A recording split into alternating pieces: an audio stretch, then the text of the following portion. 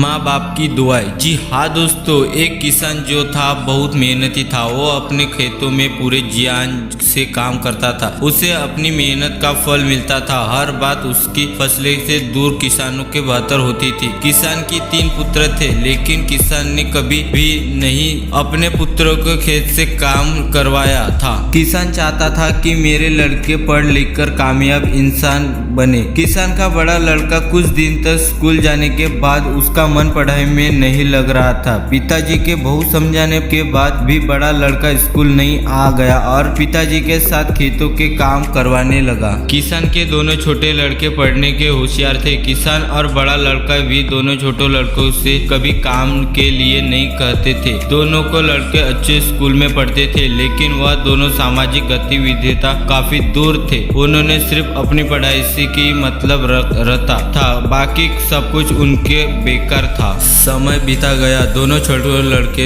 पढ़ लिख कर अच्छी नौकरी करने लगे। दोनों के अलग अलग शहर में नौकरी करते थे। वह दोनों अपने पिताजी के पास कई महीने में आते थे। किसान अपनी दोनों को लड़कों की बहुत याद करता था, लेकिन कोई सा भी लड़का अपने पिता को देखने के लिए भी नहीं आते थे। किसान अपने दोनों छोटे लड़कों की याद में दिन प्रतिदिन कमजोर होता जा रहा था। उधर दोनों छोटे लड़कों ने अपने लिए शहर में अलग अलग मकान ले लिया था और अपनी मर्जी से अपने पिताजी को बताए बिना शादी कर ली थी। अब वे अपने पिताजी के पास नहीं जाते थे। उन्होंने गांव में जाना पसंद नहीं था। वे दोनों भूल चुके थे कि गांव में खेल कूद कर बड़े हुए थे। किसान का बड़ा लड़का अपने पिताजी की बहुत सेवा करता था। वह पढ़ा लिखा नहीं था, लेकिन अपने कर्तव्य को बखूब जानता था। उसने अपने भाई के लिए कभी कुछ गलत नहीं कहा। कुछ दिनों के बाद किसान की मृत्यु हो जाती है, लेकिन मृत्यु से पहले वह पुत्रों के लिए